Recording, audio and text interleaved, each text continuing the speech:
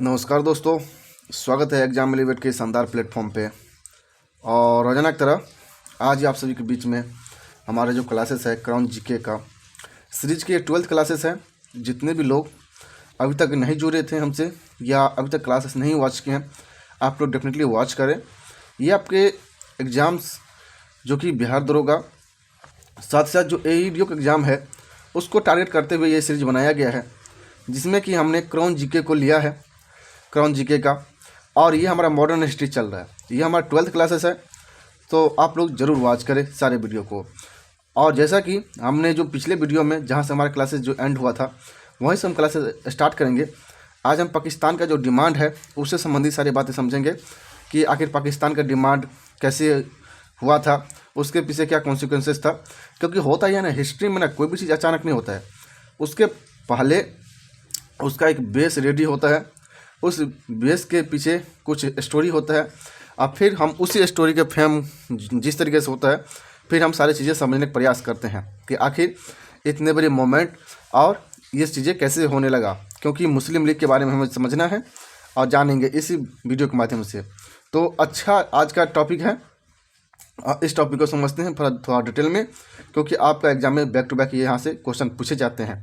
तो आप लोगों से भी निवेदन है कि आप लोग एक पेन और कॉपी लेकर बैठ जाए अपने पास में, और साथ ही साथ आपका जो अटेंशन पावर जो है उसे थोड़ा बढ़ा के रखें। एक्चुअली मैं जो बातें बोलूँगा वो आपको काम आएगा। साथ ही साथ यहाँ पे मेरा जो ये सीरीज है ये है बाइलिंगुअल क्लास लेके चला हूँ, जिसमें हिंदी इंग्लिश दोनों मीडियम का लेकर के। साथ ही यहाँ पे जाके देखेंगे अगर बुक में, तो गाइड बुक में रहता सब कुछ है, लेकिन वहाँ पे केवल कंटेंट इतना भर देता है ना कि आपको पता ही नहीं चलता कि हम क्या उसमें से निकालें। ठीक है, तो मैं आपको यहाँ पे जो चीज़ें हैं ऑलमोस्ट सारी चीज़ बुक से ही है, लेकिन कुछ चीज़ जो एक्स्ट्रा है वो भी मैं आपको बताऊँगा। और मेरी जो प्रयास हमेशा रहा है वो रहा है कि आपके पास फैक्ट्स भी हो, साथ में कॉन्सेप्ट हो, क्योंकि कॉन्सेप्ट के साथ अगर फैक्ट्स हम पढ़ते हैं तो ज़्यादा रिटेन कर पाते हैं। ठीक है, तो मैं यहाँ से ये चीज़ें स्टॉप कर रहा हूँ और पाकिस्तान के डिमांड के बारे में एज ए कॉन्सेप्ट के थ्रू चलने का प्रयास कर रहा हूँ, ताकि आपकी क्लैरिटी ज़्यादा आए। राइट, तो यहाँ से हम देखेंगे कि पाकिस्तान का जो डिमांड जो था, पाकिस्तान का डिमांड, ठीक है, पाकिस्तान का डिमांड जो था वो अचानक से नहीं था, उसके पीछे क्या स्टोरी है वो आपको बताते हैं। जस्ट एग्जांपल के लिए, अगर पाकिस्तान के डिमांड के बारे में अगर आपसे क्वेश्चन पूछता है तो पाकिस्तान का डिमांड मतलब क्या था, ये एक आइडिया था। आइडिया क्या था, ये एक आइडिया था, और आइडिया था एक सेपरेट स्टेट। आइडिया क्या था, सेपरेट स्टेट, सेपरेट मुस्लिम स्टेट, सेपरेट मुस्लिम स्टेट के बारे में। अब ये सेपरेट मुस्लिम स्टेट क्या है, तो दोस्तों यहाँ पे अलग एक मुस्लिम देश की मांग देखी जाती है। ये आइडिया था पाकिस्तान का, अलग मुस्लिम देश होना चाहिए मुस्लिम के लिए। राइट, इस तरीके से बात करते हैं इसके बैकग्राउंड कैसे रेडी हुआ है, इसके बैकग्राउंड के क्या कॉन्सिक्वेंसेस है।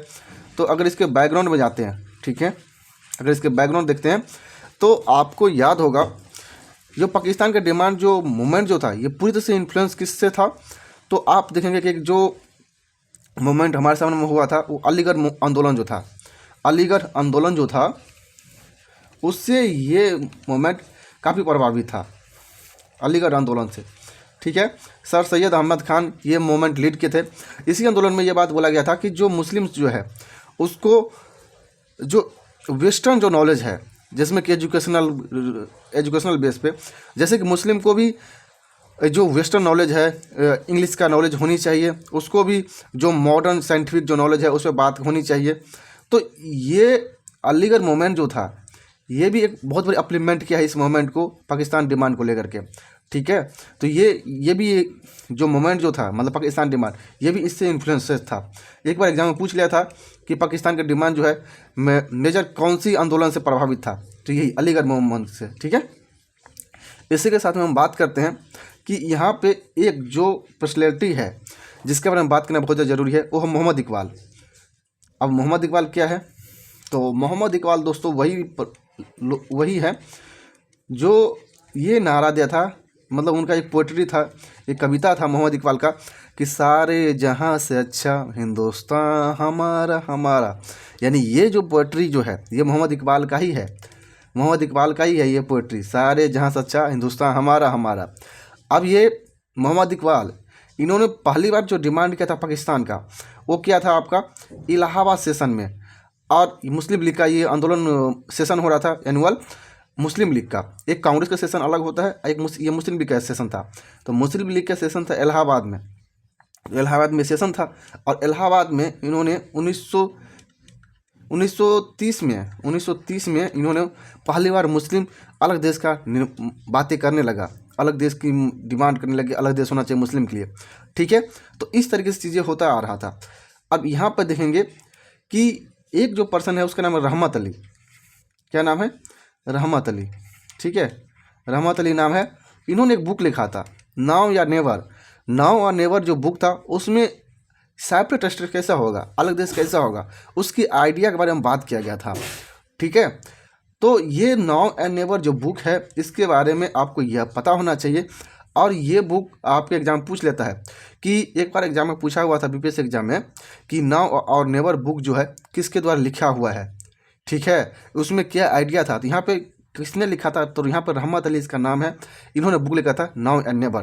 राइट, नेक्स्ट हम यहाँ पे बढ़ते हैं, एक चीज़ और देखते हैं कि सबसे जो मेजर जो डेवलपमेंट जो हुआ, ये सारे जो बातें हो रहा था वो हो रहा था थोड़े छोटे लेवल पे, उसकी कोई ब्रॉड बेस नहीं था। लेकिन जो सबसे मेजर जो बातें हुआ है वो बातें आपको समझा देते हैं कि मार्च 1940 में, ठीक है, मार्च 1940 में लाहौर सेशन होता है। क्या होता है?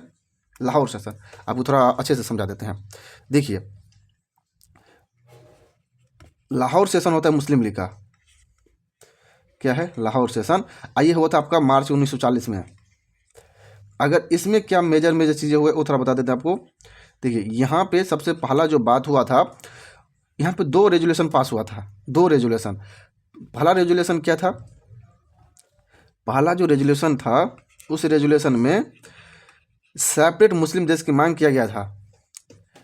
सेपरेट मुस्लिम देश, सेपरेट मतलब अलग से मुस्लिम देश होना चाहिए मुस्लिम के लिए, और ये होना चाहिए स्वतंत्र। क्या होना चाहिए? स्वतंत्र मुस्लिम देश होना चाहिए मुस्लिम के लिए। और साथ ही साथ दूसरा जो रेजोल्यूशन था ये 1935 में जो federation of government of India के 1935 वाला जो एक्ट था, जिसमें कि ये बोला गया था कि जितने भी भारत के जो स्टेट हैं वो एज अ फेडरेशन के रूप में काम करेंगे, फेडरेशन। तो इसे भी इन्होंने रिजेक्ट कर दिया। तो लाहौर सेशन से जुड़े हुए आपको याद रखना चाहिए कि इसमें उन्होंने स्वतंत्र देश का मांग कर दिया। ये लाहौर सेशन 1940 में है। और साथ ही जो फेडरेशन जो था उसको जो स्कीम जो था 1935 वाला उसको टोटली रिजेक्ट कर दिया। साथ ही साथ यहाँ से आपसे पूछ लिया जाता है कि लाहौर सेशन जो था मुस्लिम लीग का, उसका अध्यक्ष किसने किया था 1940 में? तो यहाँ पे मोहम्मद अली जिन्ना था। ठीक है, मोहम्मद अली जिन्ना। तो आपको ये सब सारे चीज़ें आपको एकदम कान में बैठा रखना है, क्योंकि क्वेश्चन पूछेगा तो यहीं से पूछेगा। आप लोग पढ़े भी होते हैं लेकिन वहाँ पे जाकर कन्फ्यूजन होता है कि ये क्वेश्चन कहाँ से आ गया। एक्चुअली उसकी रीज़न क्या है, क्योंकि गाइड बुक में कंटेंट इस तरीके से नहीं है, वहाँ पे उसको थोड़ा डीप करने के लिए सारी चीज़ें मेंशन कर देता है, लेकिन हमें जो निकालना है वो चीज़ निकालना है। तो ये लाहौर सेशन आपके लिए मोस्ट इंपॉर्टेंट है। आप इसको कहीं पे नोट कर ले, इसको बार बार रिविजन करते रहे, यहाँ से एग्जाम में क्वेश्चन पूछे जाते हैं। राइट, तो इस तरीके से आपका था लाहौर सेशन। तो लाहौर सेशन देखने के बाद में हम यहाँ पे आएंगे और जो हमारे जो नेक्स्ट जो चैप्टर है वो थोड़ा समझते हैं। तो लाहौर सेशन होता है 1940 में। उसके बाद में दोस्तों क्या होता है कि यहाँ पे एक मिशन चलता है, क्रिप्स मिशन आता है। अब ये क्रिप्स मिशन क्या है? देखिए, आपके मैं जो बुक का कंटेंट है उसी को मैं आपके सामने रख करके ये सारी चीज़ें कर रहा हूँ, ताकि आपके मन में ये संशय न रहे कि मैं कहाँ से बता रहा हूँ। तो यहाँ पे सारी चीज़ें लिखा हुआ है, लेकिन अगर हम इस तरीके से चलेंगे तो आपको समझ में नहीं आएगा, क्योंकि मैंने जो सोर्सेस है वो मैं बुक का ही रखा हूँ। ये इसका भी वजह है, बुक का सोर्सेस इसलिए रखा हूँ ताकि आपके पास कोई कन्फ्यूजन न रहे कि आखिर क्वेश्चन कहाँ से पूछा गया है। ठीक है, तो यहाँ पे हम अब पढ़ेंगे क्रिप्स मिशन। तो क्रिप्स मिशन के पहले हम यहाँ की इसके स्टोरी अगर फ्रेम कर लूँ तो यहाँ पे देखेंगे क्रिप्स मिशन से पहले कि क्रिप्स मिशन के पीछे क्या कहानी है। ठीक है, तो क्रिप्स मिशन के पीछे अगर आप देखते हैं तो यहाँ पर आपको मिलेगा कि क्रिप्स मिशन है आपका, क्रिप्स मिशन। ठीक है, ये क्रिप्स मिशन जो था आपका ये आता है 1942 के अंदर में। ठीक है, क्रिप्स मिशन आता है 1942 में। और यहाँ पर देख रहे हैं 1940 में कांग्रेस ने पाकिस्तान का डिमांड कर दिया। क्रिप्स मिशन मैन आने का इसका वजह ये था कि चल रहा था दूसरा सेकेंड वर्ल्ड वार, यानी कि दूसरा विश्व युद्ध चल रहा था, सेकेंड वर्ल्ड वार चल रहा था, ठीक है। अब इस वार में सेकेंड वर्ल्ड वार चल रहा था, तो इसमें जो ब्रिटिश गवर्नमेंट जो था वो इंडियन का सपोर्ट चाहिए उनको, मतलब हेल्प चाहिए, ठीक है। तो उन्होंने भारतीयों का समर्थन लेने के लिए उन्होंने क्रिप्स मिशन आया था, ठीक है। साथ ही साथ यहाँ पे देखेंगे कि इसी क्रिप्स मिशन के अंदर में कि ब्रिटिश सरकार ने ये बात बोला था कि हम भारत को डोमिनियन स्टेटस देंगे, डोमिनियन स्टेटस।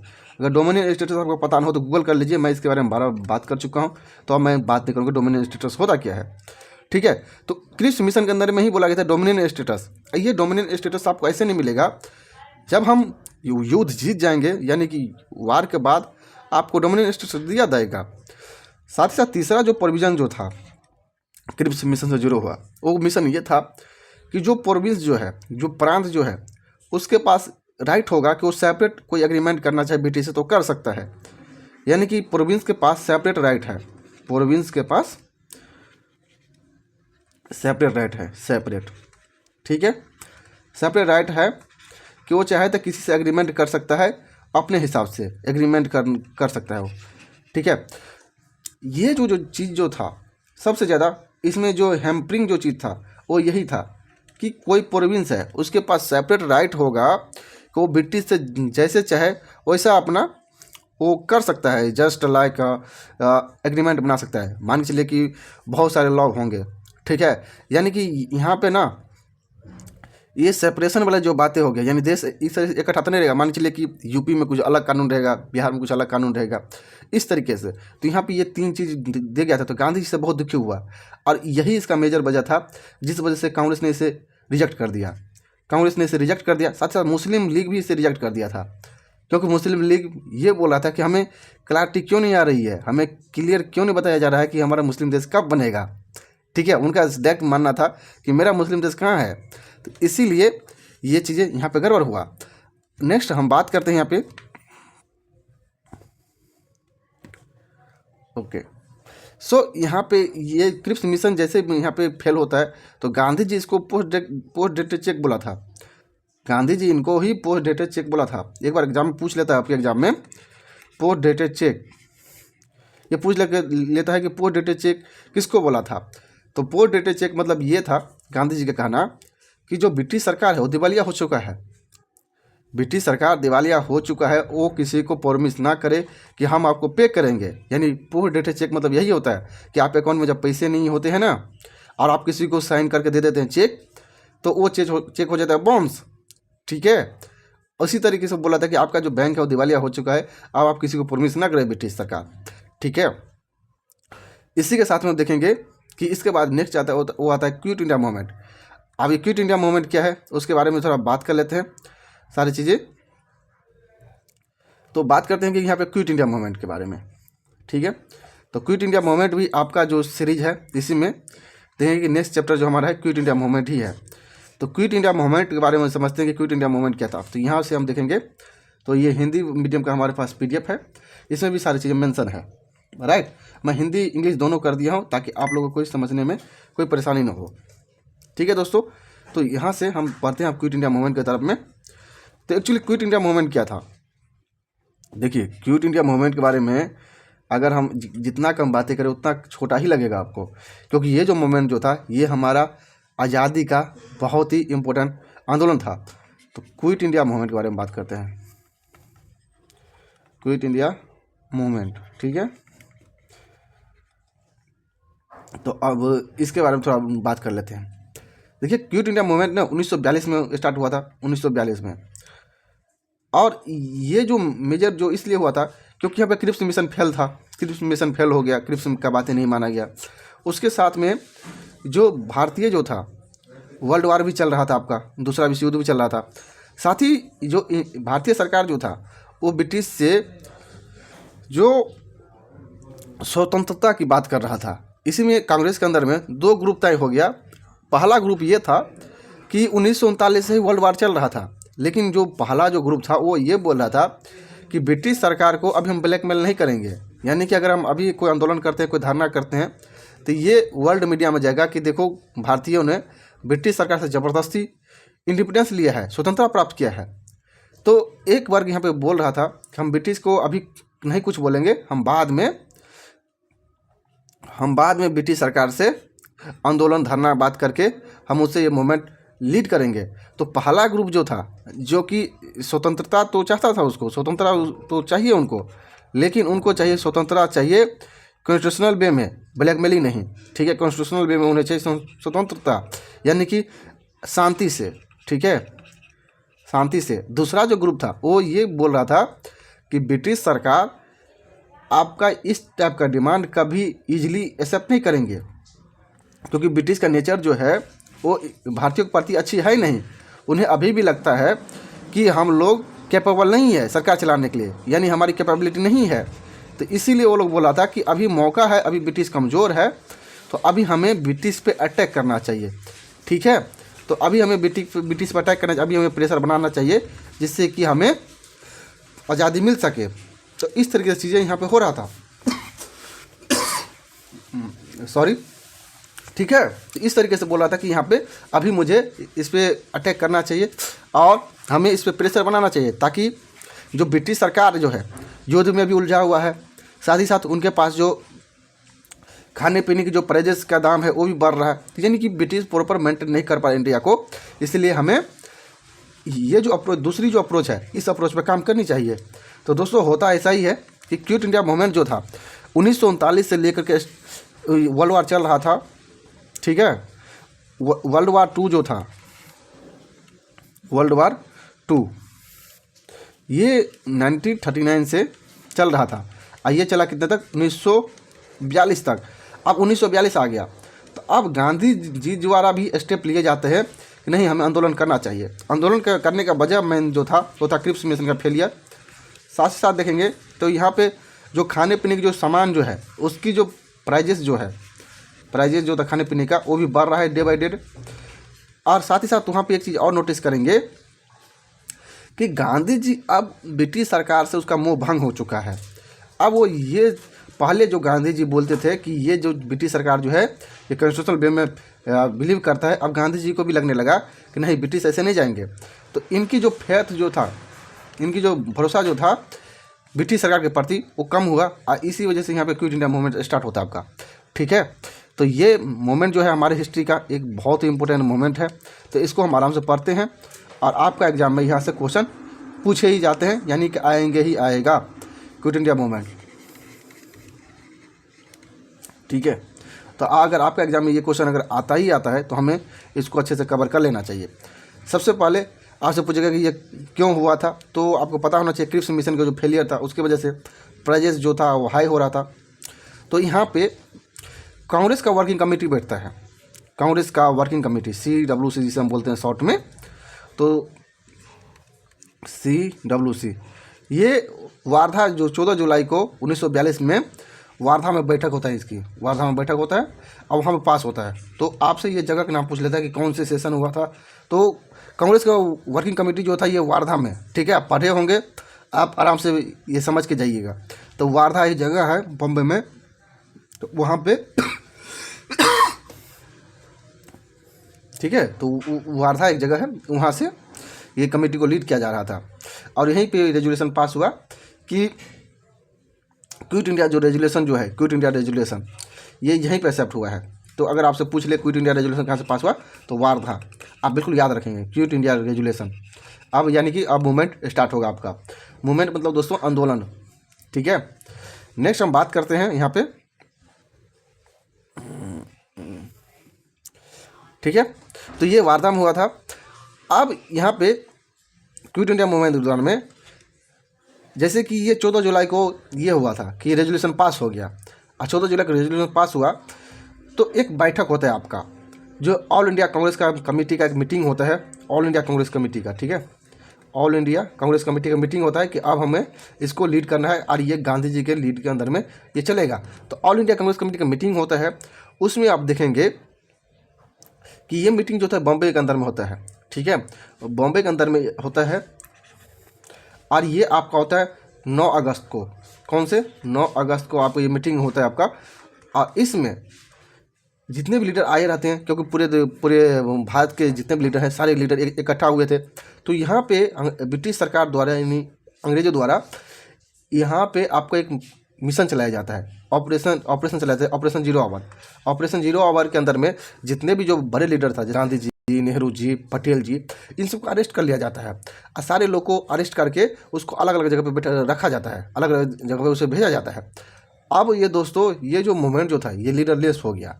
लीडरलेस मीन्स यहाँ पे जितने भी बड़े बड़े जो लीडर्स थे उनको अरेस्ट कर लिया, उनको अलग अलग सेपरेट जगह जेल में उसे रखा गया और सारे जगह पे बहुत ही पुलिस की तगड़ी व्यवस्था कर दिया गया जिससे कि मूवमेंट को किसी तरीके से सप्रेस किया जाए। उस समय लिनिथगो बहुत ही वाहियात टाइप का वायसराय था, क्योंकि वो ना कभी भी जो ह्यूमन इंटेंशन था उसको मारने की कोशिश ही नहीं कर रहा था। उन्हें लग रहा था कि देश में ऐसे ही चल रहा है, ऐसे हो रहा है, ठीक है। तो यहाँ पे आपसे एग्जाम में पूछ लेता है कि कौन से लीडर को कौन सी जेल में रखा गया था, ठीक है।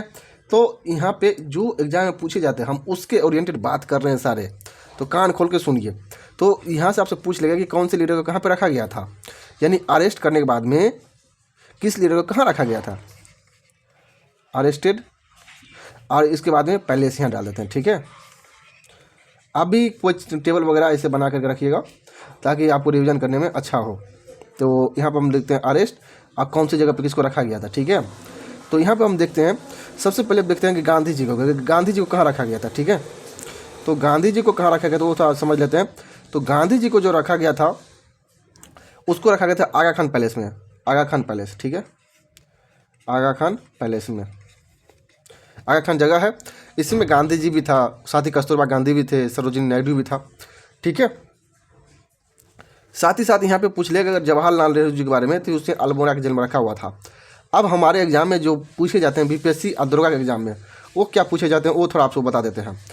तो आपसे पूछेंगे कि राजेंद्र प्रसाद जी जो थे, राजेंद्र प्रसाद, तो राजेंद्र प्रसाद को कहाँ रखे थे, राजेंद्र प्रसाद को, ठीक है, राजेंद्र प्रसाद, इनको कौन से जेल में रखा गया था दोस्तों, बिल्कुल याद रखिएगा। ये आपका जो था ये था बांकीपुर जेल में, बांकीपुर जेल में राजेंद्र प्रसाद। साथ ही साथ अगर बात कर लेते हैं एक जो हमारे बिहार के एक बहुत इंपॉर्टेंट पर्सनैलिटी है, उनका नाम है जयप्रकाश नारायण जी। तो आप पूछ लेगा कि जयप्रकाश नारायण जी कहाँ से थे, जयप्रकाश नारायण जी, उनको कहाँ रखा गया था, तो उनको जो रखा गया था ये रखा गया हजारीबाग जेल में, ठीक है, हजारीबाग जेल में। तो दोस्तों यहाँ पे आपको बिल्कुल कंफ्यूजन होता है। राजेंद्र प्रसाद जी को रखे थे यहाँ पे राजेंद्र बांकीपुर जेल में, बांकीपुर कहाँ, पटना के पास में, और जयप्रकाश नारायण जी को रखे थे हजारीबाग जेल में। हजारीबाग कहाँ है, तो ये आपका है करंटली झारखंड के अंदर में, ठीक है। तो यहाँ से बार बार क्वेश्चन पूछे जाते हैं। यहीं पे जयप्रकाश नारायण जी इस जेल से निकले थे, हजारीबाग के जेल से, उन्होंने आज़ाद दस्ता का निर्माण किया था। आज़ाद दस्ता एक गुरिल्ला वार में बिलीव करता था, वो मतलब बहुत ही अंडरग्राउंड तरीके से काम करता था अपना, और इसमें अंग्रेजों को बहुत नुकसान पहुँचाया, बहुत क्षति पहुँचाया है। ये नेपाल गए थे यहीं हजारीबाग जेल से, और फिर इन्होंने बहुत तगड़ा मूवमेंट किया है आज़ाद दस्ता फॉर्म करके, ठीक है। तो इस तरीके से आपने देख लिया कौन से लीडर को कहाँ रखा गया था। इसमें जो मोस्ट इंपॉर्टेंट है ये तीनों जो पर्सनैलिटी है, गांधी जी, राजेंद्र प्रसाद, जयप्रकाश नारायण जी, ये चीज़ें आपको बिल्कुल रटा होना चाहिए, बिल्कुल आपके दिमाग में होना चाहिए, ठीक है। इसी तरीके से हम बात करते हैं किसी मोमेंट के दौरान में एक नारा दिया गया था। नारा क्या था, करो या मरो का, डू या डाई। तो करो और मरो, करो और मरो। आपके एग्जाम में बार बार पूछा जाता है कि किसने क्या बोला था, तो इस मोमेंट से जरूरी है ये करो या मरो का जो नारा था इसी आंदोलन के दौरान में दिया गया था। इसी के साथ में देखेंगे कि अंडरग्राउंड तो इसे रेडियो पर कौन ब्रॉडकास्ट करता है, मतलब रेडियो पर प्रसारण करता था अंडरग्राउंड तरीके से, ठीक है। तो यहाँ पे जो नाम है आपका वो है उषा मेहता जी। तो उषा मेहता जी जो था, उषा मेहता, ये रेडियो पे अंडरग्राउंड तरीके से अब बातें प्रसारण करता था, क्योंकि यहाँ पे जो लीडर सारे जो था वो अरेस्ट हो गया था, जो बड़े लीडर जो था। अब मूवमेंट हो गया लीडरलेस, कोई इसका लीडर ही नहीं है, सब अपने अपने जगह लीडर है। और यही बातें रेडियो बताया जाता था कि आप लोग किसी का इंतजार नहीं करेंगे, सारे लीडर जो है उसे गिरफ्तार कर चुका है। तो इस बात की जिम्मेदारी कौन लिया था, उषा मेहता जी ने। इसी दौरान इसी के मूवमेंट के दौरान में बहुत सारे जो न्यूज़पेपर था, जो इंस्टीट्यूट था, उसको सीज कर लिया था, ठीक है। तो सीज में कौन कौन था, तो देखेंगे कि पहला जो था नेशनल हेराल्ड और दूसरा गांधी जी का हरिजन। तो ये दोनों जो न्यूज़पेपर जो था, जो जर्नल था, इसको यहाँ पे सीज कर लेता है। तो नेशनल हेराल्ड, साथ ही साथ यहाँ पर आप देखेंगे हरिजन, ठीक है, इसको यहाँ पे सीज कर लेता है। तो इस तरीके से आप देखेंगे कि जो जो मूवमेंट हुआ था इसके दौरान में क्या क्या बातें हुआ था। एक सबसे बड़ा जो मेजर जो चीज़ें हुआ था इसी आंदोलन के दौरान में, वो आंदोलन के दौरान में क्या था कि यहाँ पे पैरेलल गवर्नमेंट बनाया गया था। पैरेलल गवर्नमेंट, ठीक है, कहीं पैरेलल गवर्नमेंट बनाया था, पैरेलल गवर्नमेंट बनाया था। यहाँ पे 3 जगह का नाम इम्पोर्टेंट है। यहाँ पे कि एक पैरेलल गवर्नमेंट बना लिया, यानी कि ब्रिटिश सरकार था ही उस समय, लेकिन यहाँ के लोग अपने आप को फ्रीडम महसूस करने लगे, अपने को स्वतंत्र घोषित कर लिए। वो जगह क्या था? बलिया, ठीक है। आप ये सब चीज़ें याद रखेंगे, आपके एग्जाम में बार बार पूछ लिया जाता है। तो ये बलिया में बनाया था, इसको बनाया था चीतू पांडे जी ने, चीतू पांडे, राइट। दूसरा जो जगह था हमारा, दूसरा वो था जातिया सरकार, जातिया सरकार, ये बंगाल के अंदर में बनाया गया था, बंगाल में, राइट। और तीसरा जो था वो था सतारा। तो सतारा जो था ये इनको बनाया था नाना पाटिल, नाना पाटिल प्लस वाई चमन, वाई चमन। तो इसके जो नाम है, ये कौन सी जगह है, ये चीज़ें आप बिल्कुल याद रखेंगे। साथ ही सतारा के बारे में बोला जाता है कि यहाँ पे ये जो मूवमेंट जो था ये 1900 ये कंटिन्यू था, 1942 से स्टार्ट हुआ, 1945 तक ये कंटिन्यू अपने आप को पैरेलल गवर्नमेंट ही के रूप में चला रहा था, ठीक है। तो ये चीज़ें आपको बिल्कुल याद होना चाहिए। अब हम इसी मूवमेंट से जुड़े हुए कुछ बातें और कर लेते हैं और उसके बाद हम इस सेशन को क्लोज करेंगे, ठीक है। तो वो चीज़ें क्या है कि देखिए, जैसे कि ये जो आंदोलन जो था लीडरलेस आंदोलन था, क्विट इंडिया मूवमेंट, और इसमें लीडरलेस होने की वजह से इसमें ना बहुत ज़्यादा जो अहिंसात्मक गतिविधि जो था वो चीज़ें हुआ है, बहुत सारे अहिंसात्मक गतिविधि ये ब्रिटिश सरकार के द्वारा भी हुआ था, साथ ही साथ इंडियन के द्वारा भी हुआ था। लेकिन दोस्तों यहाँ पे कोई लीडरलेस था, पूरे मूवमेंट जो था लीडरलेस था। इसी वजह से बहुत सारा चीज़ें ऐसे चीज़ें हुआ था जो गांधी जी के हिसाब से नहीं होना चाहिए था। तो गांधी जी ये सब चीज़ें देखते हुए ना, उन्होंने जेल में ही थे उस समय, और जेल से ही उन्होंने 21 दिनों का फास्ट रखने का, उपवास करने का फैसला लिया, 21 दिनों तक का, ठीक है। लेकिन 21 दिनों का फैसला तो ले लिए, लेकिन 13 दिन तक उन्होंने फास्ट किए थे, और लेकिन बाद में उनका बहुत कंडीशन ख़राब हो गया, बहुत क्रिटिकल कंडीशन हो गया, तो गांधी जी को खाना खिलाया गया।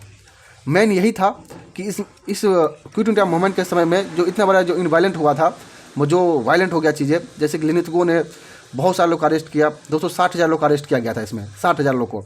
और ऑन एवरेज ये भी बात बोला जाता है कि लगभग 10,000 लोग मारे भी गए थे, 10,000 लोग मारे भी गए थे इसी आंदोलन के दौरान में, ठीक है।